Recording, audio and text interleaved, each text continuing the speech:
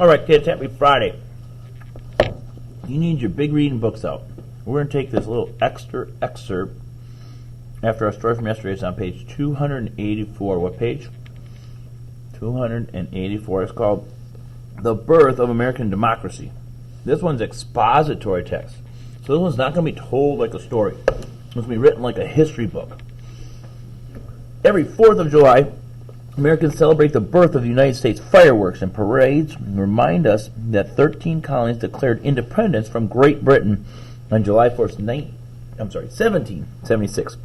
The birthplace took place in Philadelphia, Pennsylvania. There, the Second Continental Congress approved the Declaration of Independence. This document formed a new nation, the United States of America. The Declaration is almost like our country's original birthday card. Our founding fathers, 5 men, including John Adams, Thomas Jefferson, and Benjamin Franklin, wrote the Declaration of Independence. Jefferson wrote the first draft. His famous words summed up the basic American beliefs. All men are created equal. The men who signed the Declaration are called the founding fathers of our country. Signing the Declaration put the founders' lives in danger. They knew that their signatures made them traitors to Great Britain. They also knew that if the colonies won the war, their names would go down in history. Led by General George Washington, the colonists fought passionately for their freedom. After a long, bloody war, the British surrendered in 1781, and a peace treaty was signed in 1783. Our new nation was still a work in progress. However, Americans disagreed about how much power a federal or central government should have, given that they had just won freedom from a powerful British king. Americans did not want their government to have too much power. The Constitutional Convention. By 1787, the states were like separate countries. Each state printed its own money and made its own trade laws. The national government was weak and in debt from the war. In May 1787, each state sent delegates. Those are people who represented others to Philadelphia to attend a meeting called the Constitutional Convention. The delegates were to create a new plan for our government. George Washington was chosen as the president of the convention. Now it's strange because George Washington was not the brightest of the men. You notice the men who wrote that Declaration of Independence, they may be the brightest, but Washington was such a great leader in general. That's why they chose him. One young delegate, James Madison, proposed ideas. After many debates, he compromised with the other delegates on the United States Constitution as the plan for our government. Thus, today, James Madison is known as the father of the Constitution. Delegates from large and small states argued most about the power to pass legislation or laws. States with large populations want more votes in the legislature. Smaller states did not think that was fair. By September 1787, the states agreed on a system of checks and balances known as the 3 branches of government. This system, no branch has too much power. These are the ones we talked about in yesterday's story. The 3 branches of government. The legislation branch creates laws. It includes Congress, the House of Representatives, and the Senate. The executive branch includes the president, the vice president, and his cabinet members. The judicial branch settles disputes about laws. That's the Supreme Court and the lower federal courts. The 3 branches. The legislative branch, or Congress, is made up of the Senate and the House of Representatives. Congress passes laws. Small states like the Senate because each state, large or small, gets 2 senators. In the House, the state's population determines the number of senators or representatives. The president heads the executive branch. The president can sign, veto, and enforce laws. The president also commands the nation's military. The judicial branch is the 3rd branch. The highest court is called the Supreme Court. District, state, and federal courts determine whether a law follows the Constitution. The Constitution was officially approved in September 1787. but it did not become the law of the nation right away. Why? It had to be ratified or approved by 9 of the 13 states. Some states held out. They felt the Constitution did not give enough power to the people. They wanted to add amendments or changes that guaranteed important personal rights such as the freedom of speech or religion. James Madison jumped in again. He wrote a Bill of Rights, the first 10 amendments to the Constitution. They were added to the Constitution in 1791. Finally, our nation had a plan of government that was approved. All the people. Our Constitution begins with the words, "We the people." Back in 1791, however, the Constitution gave certain rights such as voting only to some people. That has changed over time. Today, our Constitution grants all citizens over the age of 18 the right to vote. Politicians continually revisit this founding document to ensure that all people are treated equally in our democracy.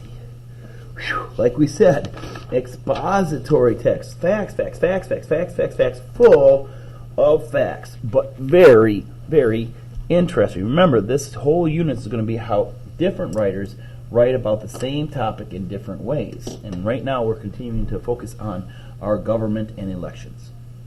All right, we're going to turn back to our last story here, and we're going to take our normal Thursday, which it is Friday, guided reading. Now, today we're not going to do all of this. Let's start by putting our names on there.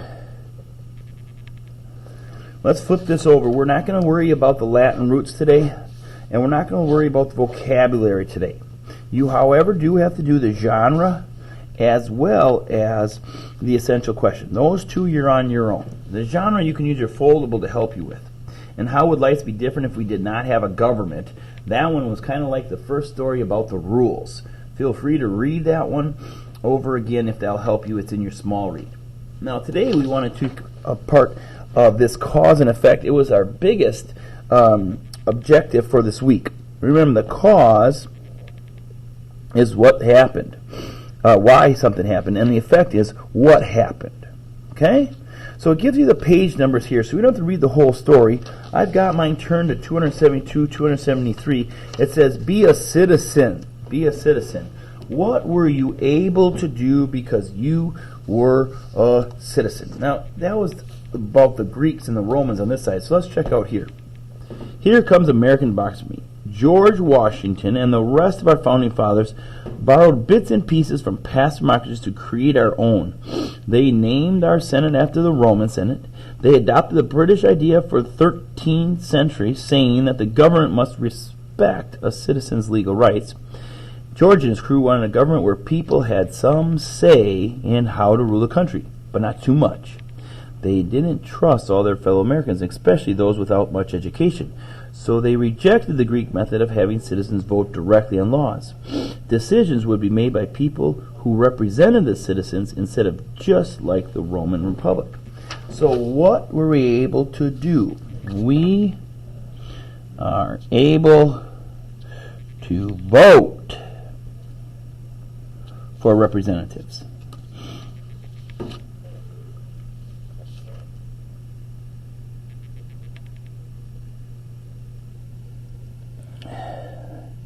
We are able to vote for representatives. Now, how did people become citizens? Be a citizen of Greece. So we're going back over here to Greece. Cause and effect. What's the cause to be a citizen of Greece? And the ancient Greeks get credit for inventing democracy, probably because they had the best word for it, the demo part from demos, and which means the people, and the krasi from kriton, which means to rule, ruled by the people. Starting in 510 BC, the citizens of Athens, Greece, gathered in an assembly to vote on important community issues. Each one had an equal vote in deciding what would happen.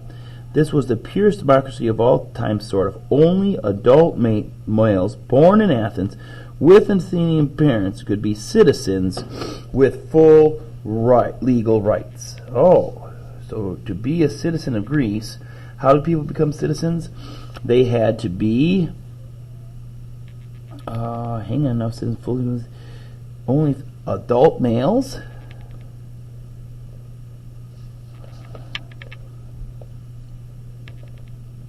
born in Athens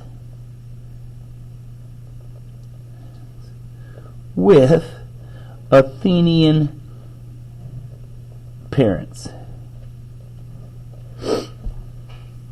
Yay, yay, yay. All right. Let's take one more together. It says only citizens could vote.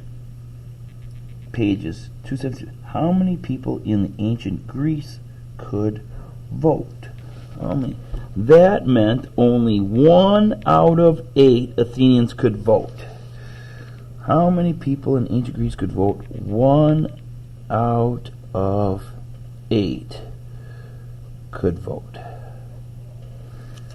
A lot of causes and effects in just this little section. Now that was it for this section. Now we're going to go on to 274, 274, and 275, and that's going to give us our next 3 questions. I think we can do those 3 together, and then we'll save that last section for you.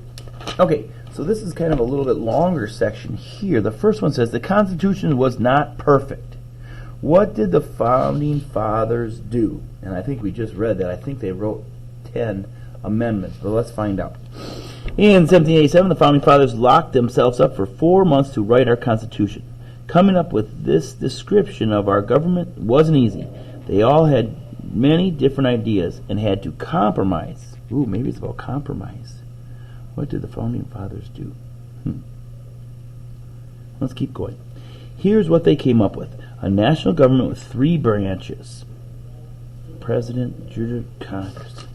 Constitution. Is the Constitution a perfect plan? Nope. Here we go. But the people who wrote it were smart enough to know that. They improved it right away by writing a Bill of Rights. What did the founders do? They wrote a Bill of Rights. And then I'm going to put 10 amendments.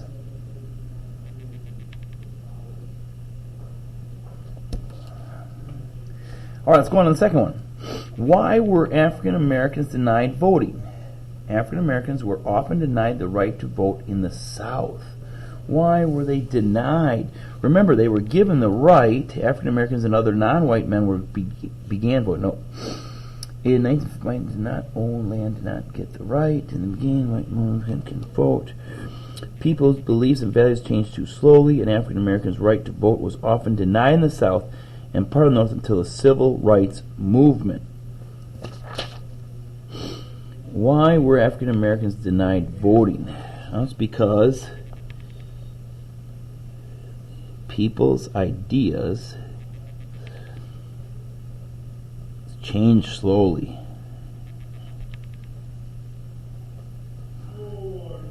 So they had the right according to the law, but still some people denied that right. And that was because their views changed so slowly. All right, what happened in the 1960s? African Americans were gained full writing.